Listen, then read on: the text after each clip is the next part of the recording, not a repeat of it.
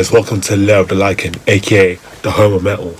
Now, to me, metal music is rebellion, expression, brutality, nonconformity, oneness, victory, and serenity. And in this video, we're going to be looking at the top doom metal albums of all time. So during Black Sabbath's rise in the 1970s, there was no foretelling the immeasurable impact those four from Birmingham, England could have had. University credited with inventing heavy metal, Black Sabbath's riff-intensive sound also wielded a major influence in the development of doom metal. The genre is expansive, encompassing a myriad of different sounds, with traditional styled doom essentially bound at the altar of Tommy Iommi. Acts has tried their best to capture his heaving heaviness and intimidable threatening feel.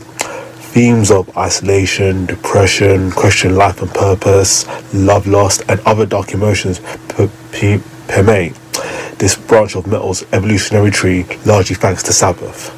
Over the decades, we've seen the implementation of death doom, which takes death metal's more forceful might and marinates it with slower tempos and typically heart-wrenching melodies. Funeral doom slowed things down even further and predicated for the atmosphere above all else.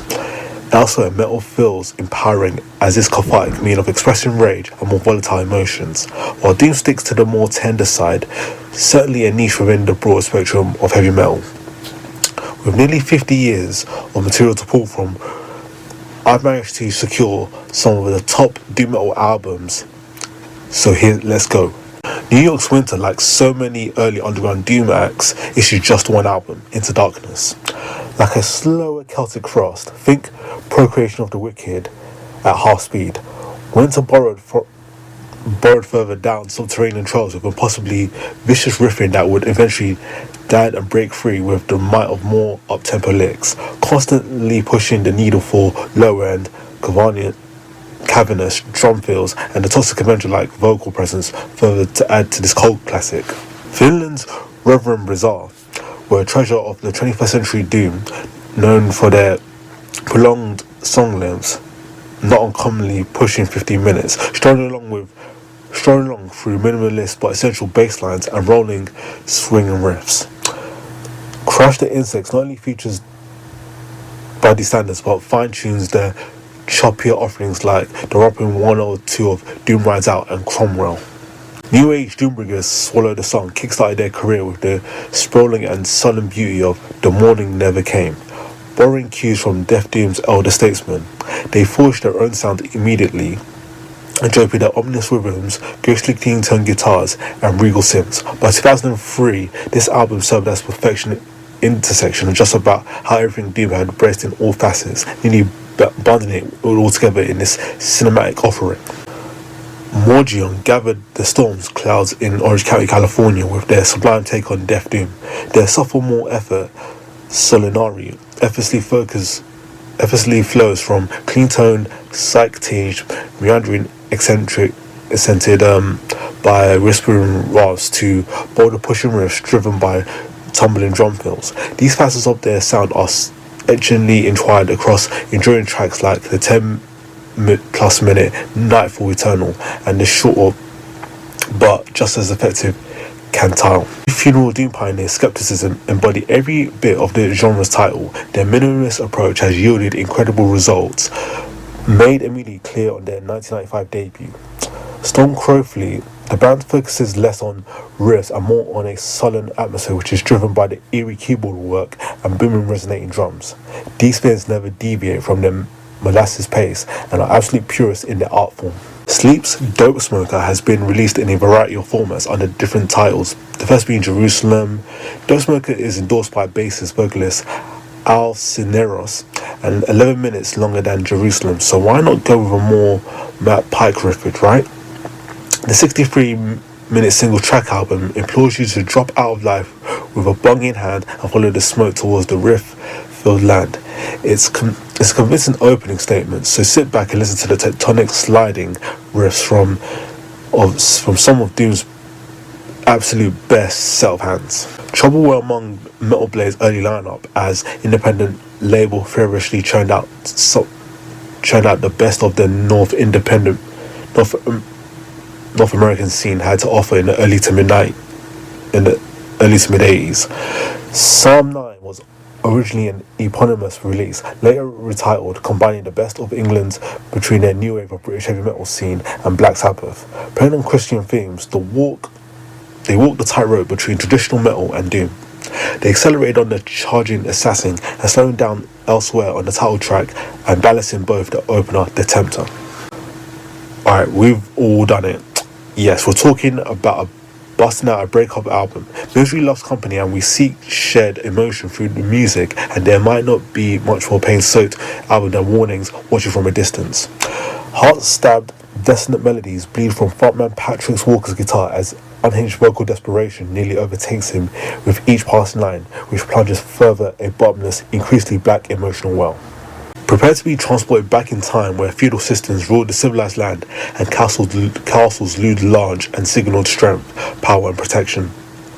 That's what a trip solitude Atenus, sophomoric, beyond the crimson horizon is like. The band invokes the majesty of past ages, mystic-driven scales and the dominant operatic voice of Robert Lowe.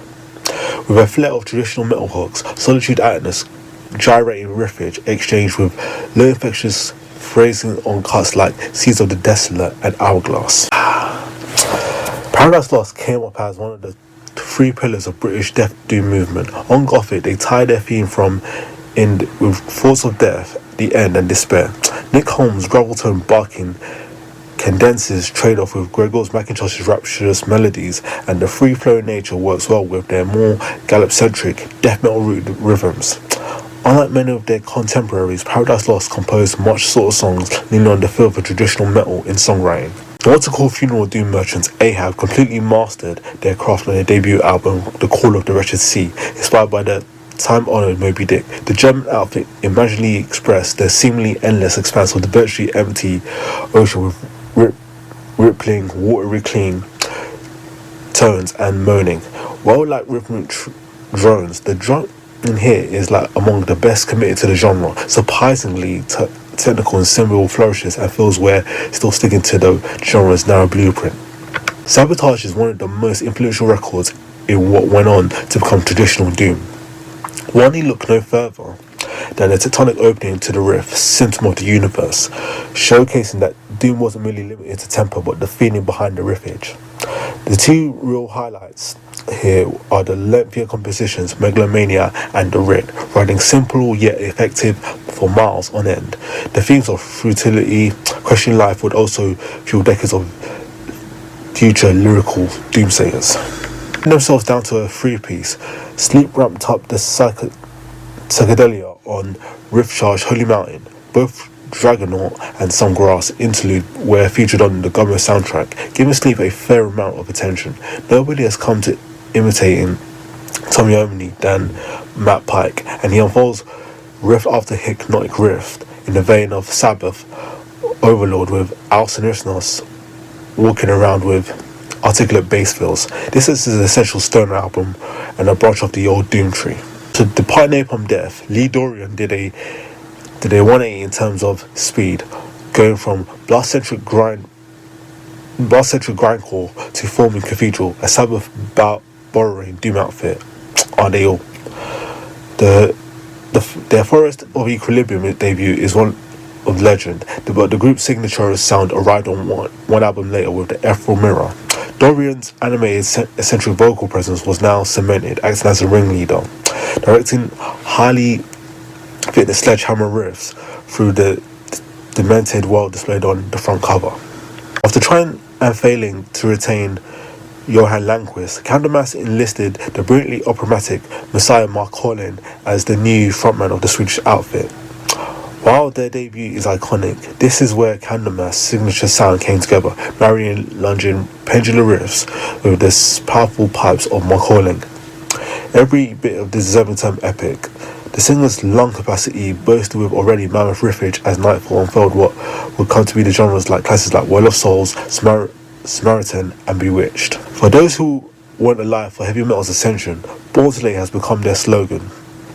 Same Biters recruited the iconic Scott Weiner for their third album, Born Too Late, which preyed upon themes of isolation, being a social outcast, the downer vibes and the drugs, merged the utterly lightless atmosphere, which feels like a struggle for six-stringer Dave Chandler's to defy gravitational forces to strum for the next chord. How's that for Doom? Stream from the Heavens is the single best representation of the pure funeral doom. Finland's long defunct Forgotten were one and done, but their legacy remains, built on the empty, low rumbling riffs devoid of any bass. Single note leads pierce through the hazy acid rhythms, supported by the bed of keyboards that resonate through the atmosphere. Bird-like grunts and timid cleaning add round out the Forgotten sound, fueling the Lovecraftian themes with the abyss-drilling cries. For over 20 years, Electric Wizard have served as one of Doom's pallbearers, wearing a mask of consistency, and that has come with the ever-rising status. 3 years removed from the remarkable Calm My Fanatics, this herb-friendly bunch of conjured independently dense smoke-filled atmosphere across the 71-minute runtime of Dope Throne is an unforgiving assault of highly distorted riffs, tidal bass swells, and dry mouth that has acted as a benchmark for the story of Doom in the new millennium. Sometimes accidents wind up being one of the best things that can happen. Such is the case with Black Sabbath's Master of Reality, which opens up with a resonating call from Tony Iommi, signaling the beginning of the stoner anthem Sweet Leaf.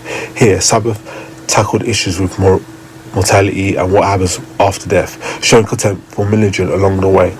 With Doom being such a riff above all else genre, this might contain the meatiest Iommi riffs of any Sabbath record.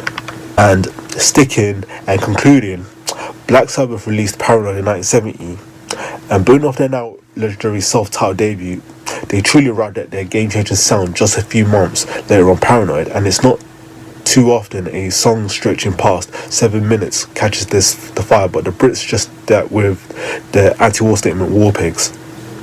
Save for the title track, the album weighs like a mostly mid-tempo to crawling across iconic gems like Iron Man, Electric Funeral, and Hand of Doom.